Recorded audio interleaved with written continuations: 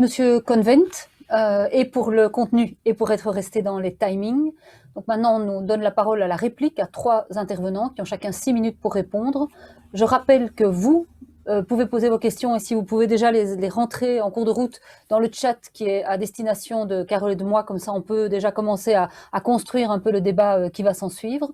Et maintenant, je passe la parole à Koen Geens, donc ex-ministre de la Justice, CDNV, juriste, pour voir ce qu'il pense, comme juriste professionnel, de ce que ce juriste, entre guillemets, amateur du monde institutionnel, vient de mettre sur table.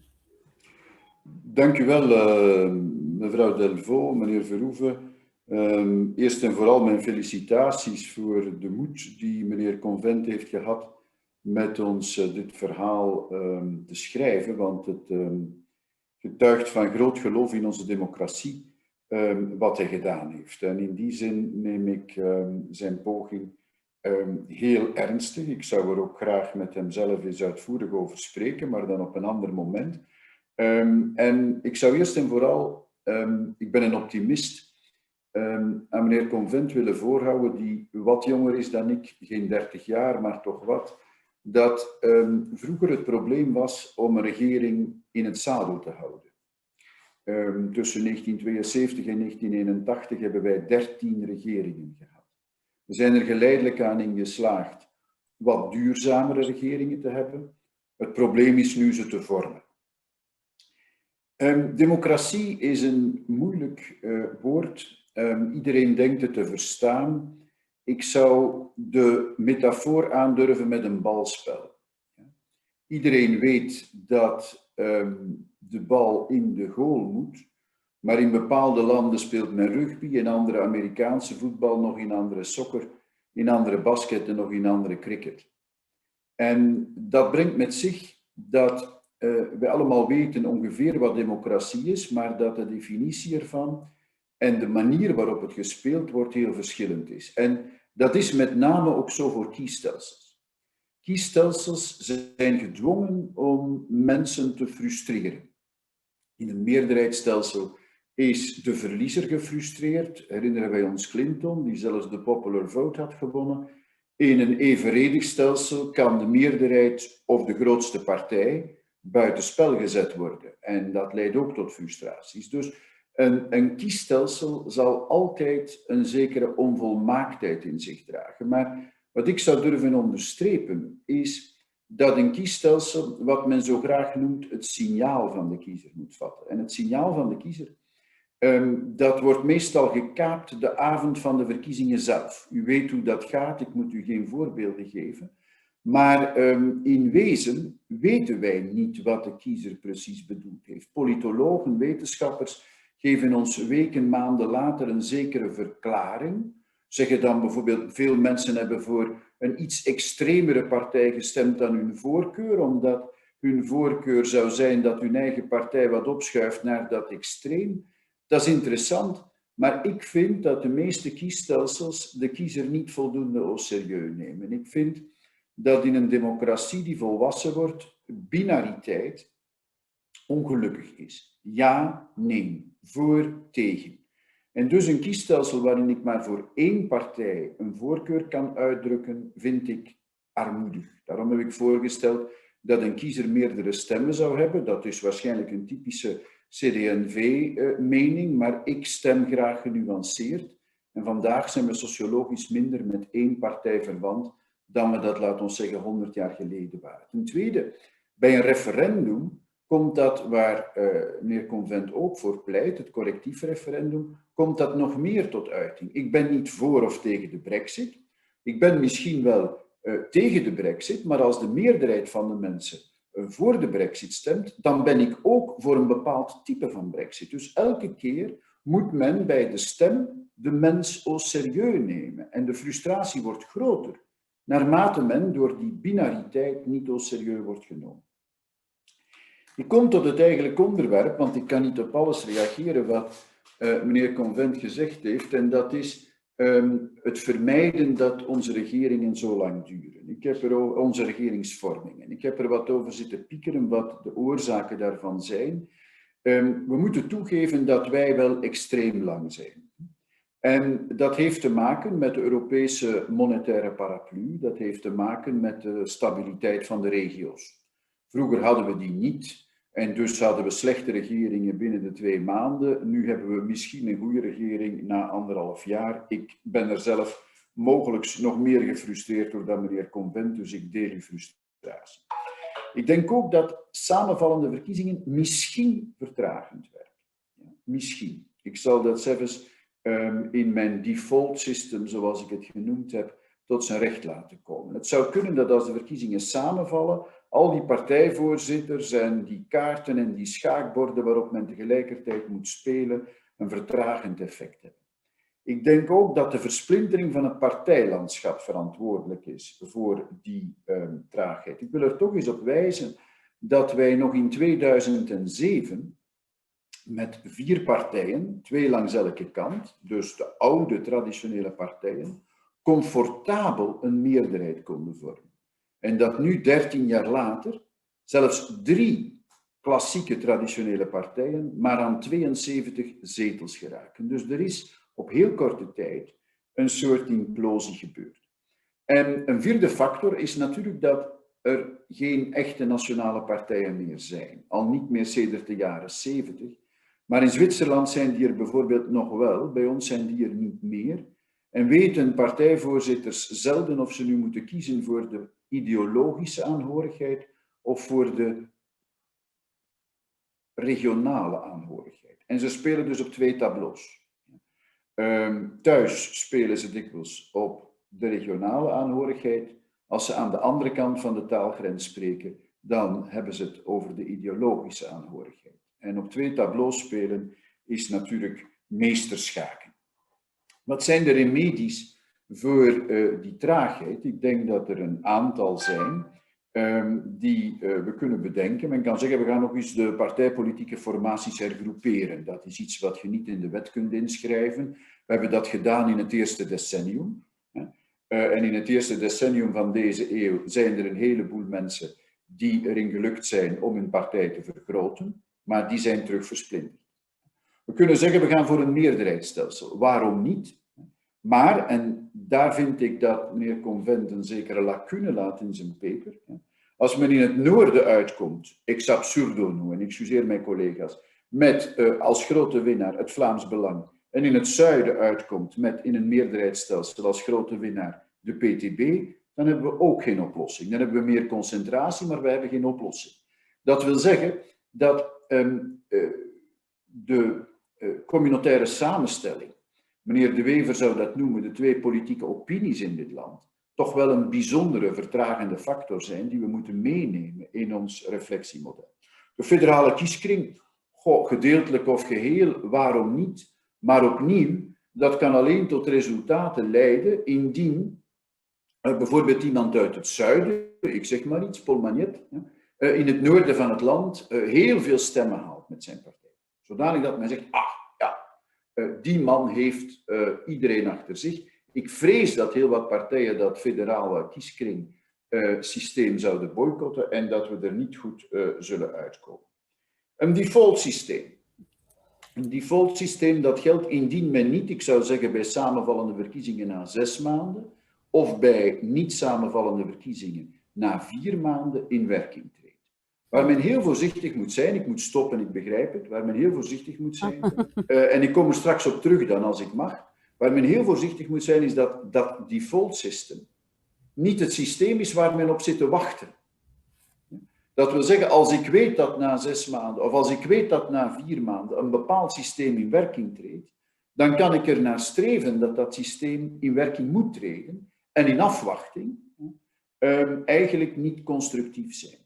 Neem het eerste systeem, het confederale model, waarbij de 3 regio's worden samengenomen, of de 3 regio's en de 3 gemeenschappen, of de 2 gemeenschappen, peu importe, confederale model, waarbij men natuurlijk, als men in die Vlaamse of in die Waalse of in die Brusselse regering zit, rustig kan wachten op wat er gebeurt na 6 maanden, want men is er hoe dan ook bij. Met andere woorden, een regering die geen rekening houdt met, zo kan ik u het Brusselse model uitleggen, het Zwitserse model, maar in elk model moet je oppassen, het systeem van meneer Cohn-Bendit met name, dat men zich niet installeert in het afwachten.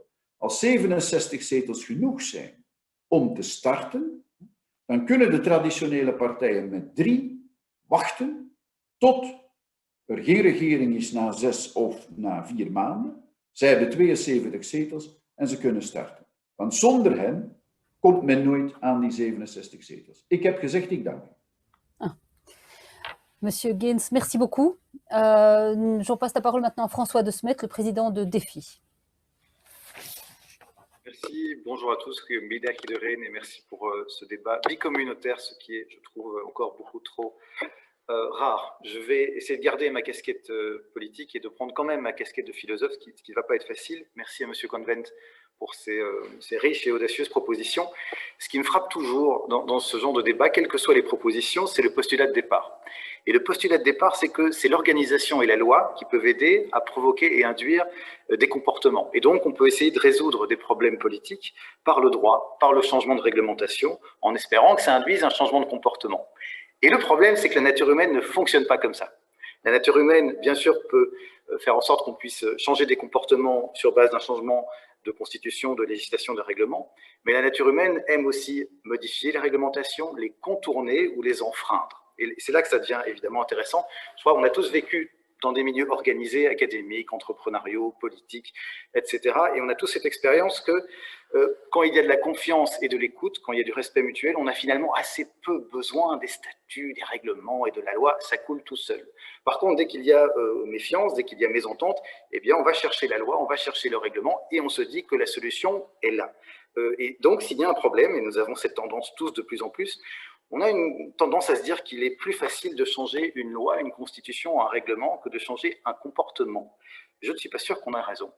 Et donc, le point principal de mon intervention, même si je vais évidemment commenter les propositions pratiquement aussi, c'est que le meilleur règlement du monde, la meilleure législation du monde, ne suffira pas à faire fonctionner une machine, quelle qu'elle soit, si les pilotes ne sont pas d'accord sur l'endroit où ils veulent aller, et si les intentions de ces pilotes ne sont pas claires et transparentes. Et pour moi, il faut donc privilégier, dans toute réforme, quelle qu'elle soit, celle qui valorise les partenaires de bonne foi et qui pénalise les partenaires de mauvaise foi, c'est-à-dire ceux qui ne veulent pas faire réellement fonctionner le système. Et il faut aussi valoriser les réformes qui intègrent une dimension de transparence des intentions des partenaires par rapport à ce système, en l'occurrence ici par exemple, par rapport à l'existence même de notre pays. Je prends un court exemple, l'article 195 de la Constitution, qui a été détourné de son sens originel. Comme vous le savez, on désigne des articles à réviser, puis on dissout les chambres, et puis seulement après, on révise. L'idée du constituant au départ était évidemment qu'il y a une campagne électorale sur l'objet de la réforme, sur ce qu'on voulait faire. Système complètement détourné, puisque voici quelques dizaines d'années qu'on dissout les chambres par une déclaration de révision quelques temps avant le terme normal des élections, et que donc nous avons des constituantes perpétuelles, mais sans sens, puisque les élections n'ont jamais lieu sur un enjeu de réforme constitutionnelle, ce qui est pour moi dommage. Et donc, moi, je fais le postulat que les meilleures réglementations du monde restent vaines si les acteurs concernés refusent de jouer le jeu. À partir du moment, quel que soit le mode de scrutin, où vous avez autour de la table des acteurs qui soit considèrent qu'un gouvernement fédéral n'est pas indispensable, soit considèrent que montrer l'ingouvernabilité d'un pays est un projet politique plus intéressant que de le gouverner, vous devez vous placer dans une situation où vous devez renoncer à l'idée que tous les acteurs concernés sont de bonne foi. Et donc, les propositions elles-mêmes, est-ce que le scrutin majoritaire est un gage de stabilité?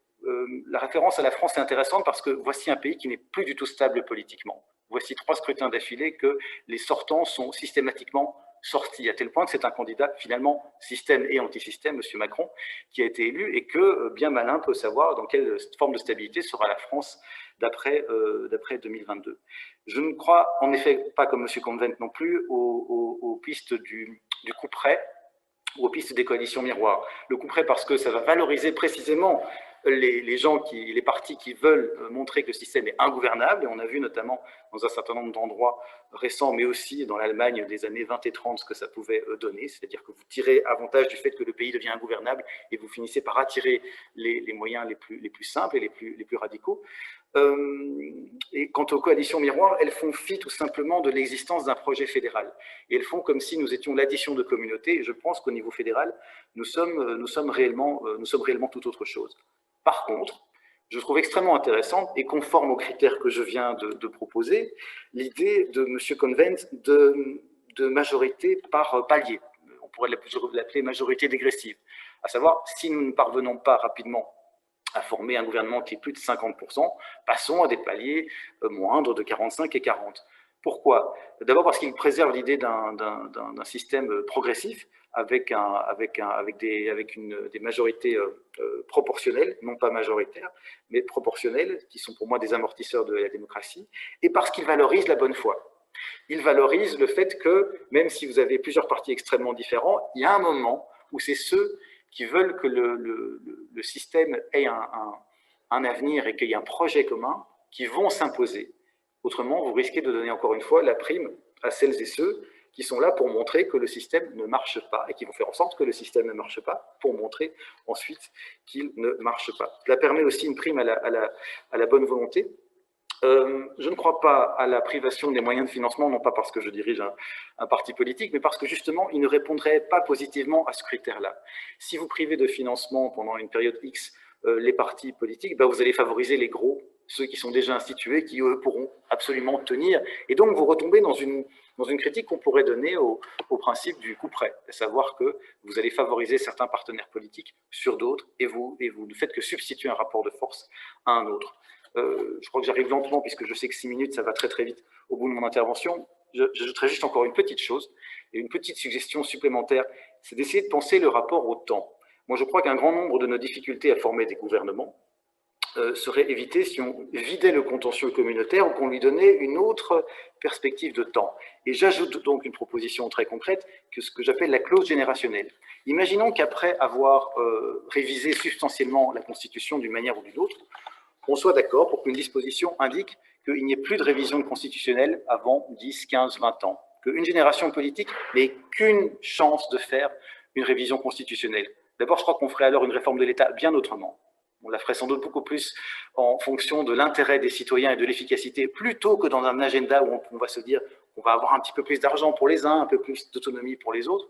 Et d'autre part, je crois que ça donnerait de la stabilité à notre pays. Je crois que tous les habitants, francophones comme flamands, comme germanophones, ont droit à une Belgique bien gérée, mais ils ont aussi droit à un peu plus de stabilité et à faire en sorte que l'avenir de notre pays ne soit pas un enjeu systématique tous les 4 ou 5 ans. Voilà, je vous remercie. Merci, Monsieur De Smet. Comme quoi les idées amènent les idées. Donc, c'est tout le principe à la base de Rebelle, Rethinking Belgium. Anne-Emmanuelle Bourgault, la parole est à vous. Merci on va voir beaucoup. ce que le côté académique pense de tout cela. Alors, le côté académique, je ne sais pas, mais en tout cas, le côté constitutionnaliste, et je commence par là. D'abord, merci pour cette initiative et merci pour l'invitation. Alors, moi, ça ne vous étonnera pas, mais contrairement à François De Smet, je pense que changer la Constitution et changer les règles, ça peut quand même changer l'avenir d'un pays, parce que sinon, écoutez, je ne sais pas très bien, dans un état de droit, qui plus est, c'est que ça me semble vraiment important. François, je ne sais pas pourquoi tu es désillusionné par rapport à ça, mais je suis persuadée qu'au contraire, changer la Constitution et plus que la rafraîchir, lui faire du bouche à bouche pour reprendre l'idée de l'apnée démocratique, eh ben, c'est vraiment important. Et donc, je partage tout à fait le constat de l'orateur principal sur le fait qu'il faut faire quelque chose. Et peut-être je reviens, même si je n'ai que 6 minutes, parce que ça me semble important, revenir sur le fait que non, le blocage qui a eu lieu n'est pas seulement le fait des partis politiques qui veulent la fin de la Belgique.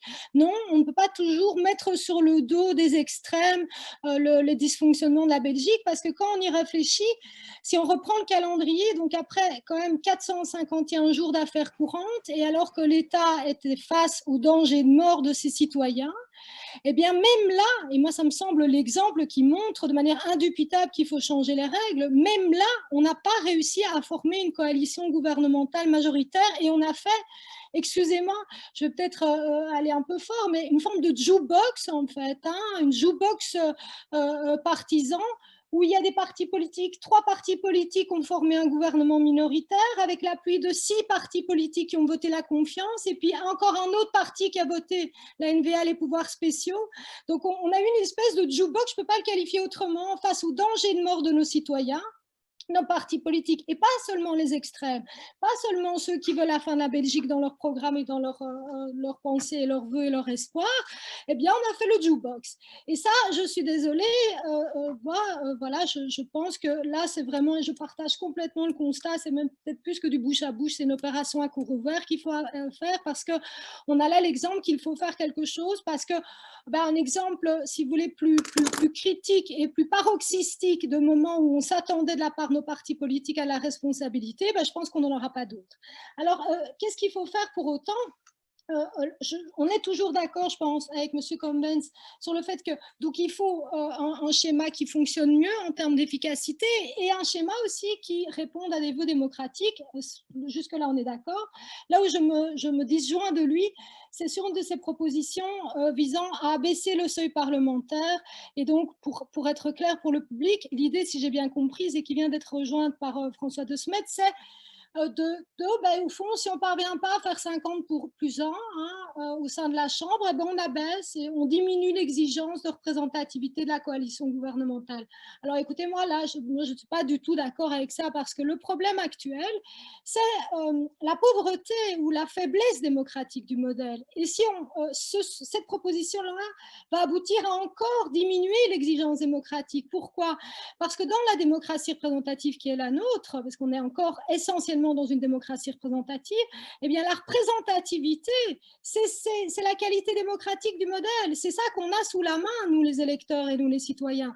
Et donc, ce n'est pas une solution, à mon avis, pour remédier à un problème démocratique majeur que d'abaisser encore les exigences démocratiques. Donc, ce n'est pas du tout de ce côté-là qu'il faut aller, et même plus, je dirais plus, parce que on n'a parlé que de la représentativité au niveau de l'ensemble de la Chambre, mais je rappellerai quand même que depuis 2010, on ne parvient plus à être majoritaire des deux côtés de la frontière linguistique. Et là, je pense qu'il y a aussi quelque chose à aller chercher, mais dans l'autre sens, c'est qu'il faut renforcer l'exigence de représentativité. Il faut parvenir, il faut trouver un moyen d'avoir un gouvernement non seulement majoritaire sur le tout, mais majoritaire du côté francophone et du côté néerlandophone, qu'on soit tout simplement, si je puis dire, heureux, représentativement. Comment y arriver? Voilà. Vous vouliez Ok, il y a eu un problème de son, mais c'est bon. Oui. Oui. Est-ce que vous avez frappé votre feuille sur le micro, je crois? Non, non, j'ai rien dans les mains. Mais voilà, c'est mon engouement et mon enthousiasme. Donc, alors, je continue pour les propositions, qu'il faut un délai, ça me semble indéniable, et qu'il faut un effet, j'aime pas parler de termes de sanction, mais un effet au dépassement de ce délai. Je suis aussi totalement d'accord, pour la simple et bonne raison que nous, les juristes, on sait que si vous prévoyez un délai et puis qu'il ne se passe rien, franchement, justement, ça ne fonctionne pas. Alors, qu'est-ce qui se passe après ce délai? On peut imaginer, évidemment, retourner aux élections une dissolution automatique et ça me permet d'aborder justement les propositions de l'orateur sur le scrutin, passer un scrutin majoritaire ou un scrutin avec choix des électeurs. Alors, je trouve que les propositions peuvent être débattues, être intéressantes, mais moi, je ne crois pas que ça va être la solution parce que si on va aux élections de manière automatique et même si on change les règles d'élection, par exemple, pour passer un scrutin majoritaire, mais ça ne va pas aider à la formation d'une coalition. Et certainement, et ça Koen Geens l'a dit, si on passe à un scrutin majoritaire qui pose aussi des questions de représentativité, à mon avis, et donc des questions en termes démocratiques, eh bien, de toute façon, ça ne va pas résoudre le sujet qui nous réunit ici parce qu'un scrutin majoritaire, et comme ça a été dit, ça va encore plus polariser la vie politique belge. Et or, c'est le problème qu'on a, c'est qu'on sait que les deux plus grands partis issus des dernières élections, du côté francophone et du côté néerlandophone, ne parvenaient pas à s'entendre. Donc, ça peut être des propositions intéressantes pour revitaliser la démocratie ou le scrutin électoral ou le Parlement. Mais ici, je ne vois pas en quoi ça nous aiderait, ça ne ferait que reporter le problème. Une deuxième solution, au-delà d'aller aux élections de manière obligatoire, si vous voulez, au bout d'un délai de 3 ou 6 mois, ce serait de mettre des règles plus mécaniques. Parce qu'au fond, la Constitution est très, très, très peu loquace sur la Constitution du gouvernement fédéral, il faut le savoir. En fait, on a un principe qui dit le roi nomme les ministres. On sait que ce roi nomme les ministres que lui désignent les présidents de parti. Ça, ce n'est même pas dans la Constitution. La Constitution, virginalement, purement, j'ai presque envie de dire, se contente de dire que le roi nomme les ministres. Là, il y a matière, évidemment, à détailler les règles et à mettre plus. On peut peut mettre des règles plus mécaniques qui permettraient, enfin, qui tireraient une épine du pied de la part des partis politiques, puisque visiblement, ils ne parviennent plus à remplir cette mission-là. Et donc, on pourrait prévoir des règles mécaniques. Ça peut aller du fait de prévoir qui monte au gouvernement de manière automatique. Ça rejoint un peu la proposition du scrutin majoritaire. Ça pourrait être aussi des règles sur le fait que automatiquement tel parti, le premier parti d'un côté de la frontière linguistique, le premier parti de l'autre côté de la frontière linguistique vont automatiquement ensemble au pouvoir, mais de nouveau, ces règles mécaniques reporte d'une certaine manière le problème, puisqu'on peut faire le reproche alors que ces partis doivent monter au pouvoir sans avoir un projet collectif qualitatif, un accord de gouvernement avec des projets communs. Et donc on retombe sur une difficulté par rapport à cette approche mécanique très bien, on aura peut-être automatiquement des partis qui montent au pouvoir, mais pour faire quoi, avec quel projet, et aussi est-ce que ces projets seront compatibles les uns avec les autres. En outre, évidemment, c'est une question qu'on doit se poser à l'heure actuelle en Belgique. Toute proposition de type mécaniciste qui ferait monter les partis politiques automatiquement au pouvoir pose la question du cordon sanitaire. Et du coup, c'est la troisième piste qui est envisagée aussi par l'orateur. Et au fond, la ligne de faille se situe là. C'est est-ce qu'on veut des règles mécaniques ou est-ce qu'on laisse les partis politiques à la manœuvre? Et dans ce cadre-là, si on considère que les partis politiques doivent rester à la manœuvre, à l'évidence, il faut les inciter à faire mieux. Et la voie et l'option d'une sanction financière via la dotation des partis politiques me semble vraiment prometteuse, tout simplement parce que le financement public des partis politiques est très généreux et c'est très bien comme ça et c'est très important dans une démocratie, mais qu'après être un parti politique, c'est aussi participer et concourir au pouvoir, et que donc dès le moment où il y a un vide de pouvoir tel et pas un petit vide de pouvoir et récurrent et régulier, eh bien utiliser le financement public des partis politiques comme un incitant à faire mieux, ça me semble une piste tout à fait prometteuse. Voilà. Merci beaucoup. Avec plaisir. Hartelijk dank. Het voordeel aan een debat dat start met hele concrete maatregelen en voorstellen, zoals meneer Convent dat gedaan heeft, is dat je het grondig mee oneens kan zijn, nog maar te beginnen, over de vraag of de grondwet veranderen en de regels veranderen, je daarmee een andere politieke cultuur krijgt. En dan hebben we daarnet bij de 3 tussenkomsten zowat elk onderdeel van het voorstel van meneer Convent zien bediscussieerd worden. Ik vat even heel kort samen. Nee, zegt mevrouw Bourgault, verlaag die meerderheden niet naar 40%, want je gaat knagen aan je democratisch gehalte. Nee, zegt François de Smet, begin niet aan die financiering te knagen, want je zal de grote bevoordeligen.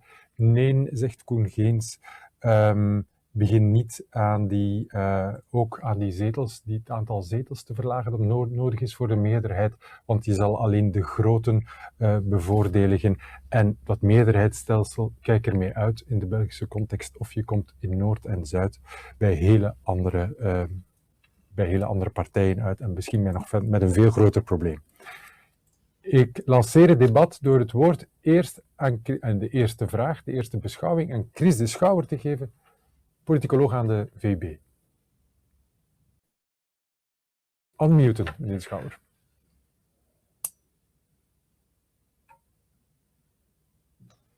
Voilà. We leren het nooit. In eerste instantie dankjewel Christophe Convent voor de zeer uitdagende voorstellen. Het is altijd boeiend als iemand een beetje outside of the box denkt. Ik heb één algemene bedenking en een concrete vraag. De algemene bedenking is, als we aannemen dat het probleem bij de instellingen ligt, en daar kunnen we een debat over hebben, maar als we aannemen dat het probleem bij de instellingen ligt, dan moeten we toch altijd uitkijken dat instellingen en procedures altijd werken in combinatie met andere en met geschreven en niet geschreven gewoontes. En je kan dus niet zomaar in het ene land een instelling of een procedure van het schap halen en in een ander invoeren in de hoop dat ze op dezelfde manier gaan functioneren. Ik denk dat het beste voorbeeld om dat te illustreren is het meerderheidskiesstelsel in 2 ronden. Dat werkt relatief goed in Frankrijk, Maar omdat de partijen daar heel losse associaties zijn, die allemaal weten dat ze moeten weten of ze of aan de linker of aan de rechterkant staan. En de grote partijen zijn in de eerste plaats machines die bewust gebouwd worden om een president aan de macht te brengen. Dus het functioneert, maar in combinatie met het presidentiële systeem. Dus ik denk dat we altijd heel voorzichtig moeten zijn met een stukje uit een complex aan instellingen te halen en dat elders te introduceren. Ik denk dat andere sprekers hebben er al op gewezen dat een meerderheidssysteem in 2 ronden in België de regeringsvorming eerder zou bemoeilijken dan vergemakkelijken. Een concrete vraag over een van de voorstellen, namelijk het mogelijk maken van het vormen van een minderheidsregering, bruggetje naar een van onze vorige webinars. Ik vraag me af waarom het nodig is om in stappen te werken. Waarom een eerste keuze, een tweede keuze en een derde keuze? Waarom zou een meerderheidsregering een plan A moeten zijn en dan een minderheidsregering als dat niet lukt? Terwijl een minderheidsregering best een hele gewone, normale regering kan zijn, die bovendien ook meer gewicht bij het parlement kan leggen en het parlementaire debat kan revitaliseren. Dus daar een heel concrete vraag. Waarom een minderheidsregering als plan B en niet gewoon een minderheidsregering tout court mogelijk maken? Die vraag is voor meneer Convent. Ja, absoluut. Graag unmuten, meneer Convent.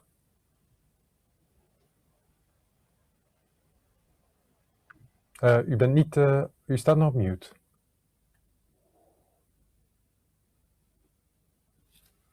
Yes. Ja, u bent er. Goed zo, sorry. Heel terechte vraag. 50% maakt deel uit van onze politieke cultuur. Het staat nergens in de grondwet. Het staat enkel maar in een parlementair reglement. Laten we heel duidelijk zijn, dit is een uitzonderingsregime. Ik zie in een meerderheidskiesstelsel de mogelijkheid voor grote politieke fracties en normaal een meerderheidsregering te installeren.